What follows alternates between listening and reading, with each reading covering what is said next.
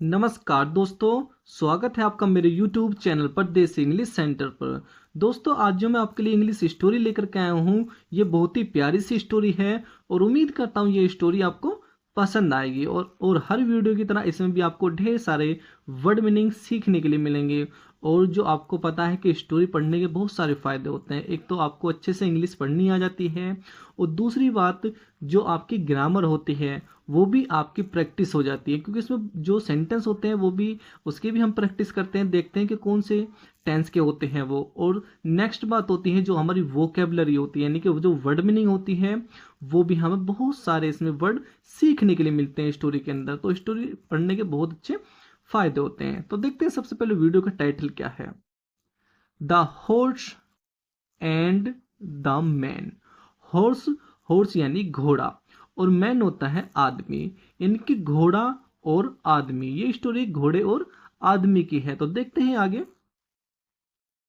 Once, एक बार, there was a horse, एक बार एक घोड़ा था, एक बार एक घोड़ा था। He was the owner of A Medo. He was the owner, वह मालिक था। दोस्तों, ओनर होता है मालिक। वह मालिक था ऑफ ए मेडो, एक चारागाह का। चारागाह क्या होता है? जो घास का मैदान होता है उसे हम चारागाह बोलते हैं। आप घास का मैदान भी बोल सकते हो, आप चारागाह भी बोल सकते हो। तो मेडो का अर्थ होता है घास का मैदान। तो यानी कि वो जो एक एक बार एक घोड़ा था, वो क्या था? वो यानी कि जो मैदान था, घास का मैदान था, वो उसका मालिक था। तो ओनर होता है मालिक। ही लव्ड, वह प्रेम करता था। हिज मेडो, अपने घास के मैदान को, वह अपने घास के मैदान को बहुत प्रेम करता था। वेरी मच यानी कि बहुत ज्यादा, वह बहुत ज्यादा अपने घास के मैदान को प्रेम करता था। कौन? जो घोड़ा था, जो घोड़ा उस घास के मैदान का मालिक था। वन डे, एक दिन, वाहिल, जब, he was away from the Medo. One day, एक दिन, वाहिल, जब, वाहिल का अर्थ होता है दोस्तों जब। ही वॉज अवे, जब वह दूर था, एक दिन जब वह दूर था, फ्रॉम, से, द मेडो, चारागाह से। यानी कि जब एक दिन जब वह घास के मैदान से दूर था। कौन? जो घोड़ा था, उसकी बात चल रही है। ए स्टैग, स्टैग होता है कि बारहसिंगा। तो एक बारहसिंगा, जिसे हम हिरन कहते हैं, वो बारहसिंग वाली जो हिरन होती है, तो ए स्टैग, एक बारहसिंगा यानी कि एक हिरन, कैम, आई, गैलोपिंग, गैलोपिंग का अर्थ होता है सरपट दौड़ते हुए। सरपट दौड़ते हुए एक हिरन आई, इन, अंदर, यानी कि उस मैदान के अंदर, एंड, और, डैमेज्ड यानी कि नष्ट कर दिया। क्या नष्ट कर दिया? द एंटायर पास्चर, यानी कि पूरे पास्चर को, पूरे पास्चर यानी कि चारागाह को। भाई, वो भी जो सारा घास का मैदान था, उसको उस हिरन ने नष्ट कर दिया। अब नष्ट आप ऐसे कह सकते हैं, यानी कि उसने वहां की जो सारी घास थी वो खा ली, इस तरीके से। आगे देखते हैं। वह, जब, द हॉर्स रिटर्निड, यानी कि जब घोड़ा वापस आया, ही सा, उसने देखा, द मेडो, मेडो यानी कि घास के मैदान को देखा, एंड, और, बीकेम का अर्थ होता हो जाना, और वो हो गया, मेड, पागल, और वो पागल हो गया, विद एंगर, गुस्से से। यानी कि जब घोड़ा वापस आया तो उसने घास के मैदान को देखा और वो गुस्से से पागल हो गया। तो एंगर होता है दोस्तों गुस्सा। भाई, गुस्सा तो होता ही वो, क्योंकि वो उसका मालिक था और जो घास का मैदान था वो हिरन ने नष्ट कर दिया था। He asked A bird sitting on a tree. He asked, उसने पूछा, ए बर्ड, एक पक्षी से, सिटिंग, जो बैठा हुआ था, ऑन ए ट्री, एक पेड़ पर। यानी कि उसने एक पक्षी से पूछा, जो पक्षी पेड़ पर बैठा हुआ था। क्या पूछा? हु डिड दिस, हु, किसने, डिड, किया, दिस, यह है। दोस्तों, डिड का अर्थ, जो डिड की सेकंड यानी कि डू, जो डू माने करना होता है, ये उस डू की सेकंड फॉर्म डिड होती है। तो यहाँ पे डिड कोई हेल्पिंग वर्ब नहीं है। कभी आप सोचते हो कि जैसे वॉज वर्ब होता है, विल होता है, सेल होता है, उसकी तरह डिड है, नहीं। ये डिड जो है एक डू होता है, डू माने करना होता है, ये उसकी सेकंड फॉर्म है। तो हु का अर्थ होता है किसने, डिड यानी कि किया, दिस माने यह है, यानी कि यह किसने किया, उस पक्षी से पूछ रहा घोड़ा। द बर्ड टोल्ड, यानी कि पक्षी ने बताया, हिम उसे, एवरीथिंग सब कुछ। भाई पक्षी ने सब कुछ बताया अबाउट द स्टेक, बारहसिंगा के बारे में, यानी कि जो हिरन था वो बारहसिंगा, उसके बारे में उस पक्षी ने सब कुछ बता दिया। किसको, घोड़े को। ही वॉन्टेड, वह चाहता था, टू टीच, सिखाना, वह सिखाना चाहता था, the stags, Stag A lesson, एक बारहसिंगा को एक सबक सिखाना चाहता था।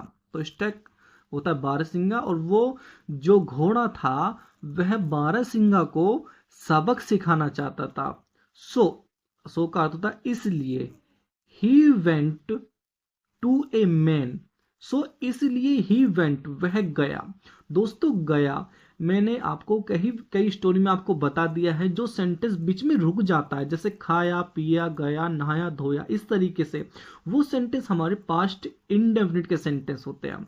तो जैसे इसमें ही दिया हुआ है, सो इसलिए, ही वेंट, वह गया, गो की सेकंड फॉर्म होती है वेंट, वह गया, कहाँ गया, टू ए मैन, एक आदमी के पास, वह एक आदमी के पास गया, कौन, घोड़ा।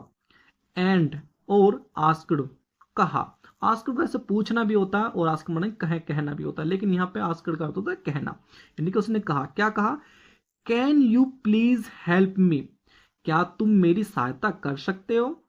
दोस्तों कैन शुरू में दे दिया, यानी कि ये हमारा फर्स्ट टाइप इंट्रोगेटिव है, और जो कैन होता है ये एक हमारी मॉडल वर्ब होती है। तो कैन का अर्थ होता है सकता, शक्ति, शक्ति के लिए हम इसको यूज करते हैं। तो can you please help me, क्या तुम मेरी सहायता कर सकते हो। पनिश, क्या क्या करने में, दंड देने में, किसको, द वाइल्ड स्टैग, जंगली हिरन को, यानी कि जो जंगली हिरन है, जो जंगली बारहसिंगा है, क्या तुम उसको दंड देने में मेरी सहायता कर सकते हो।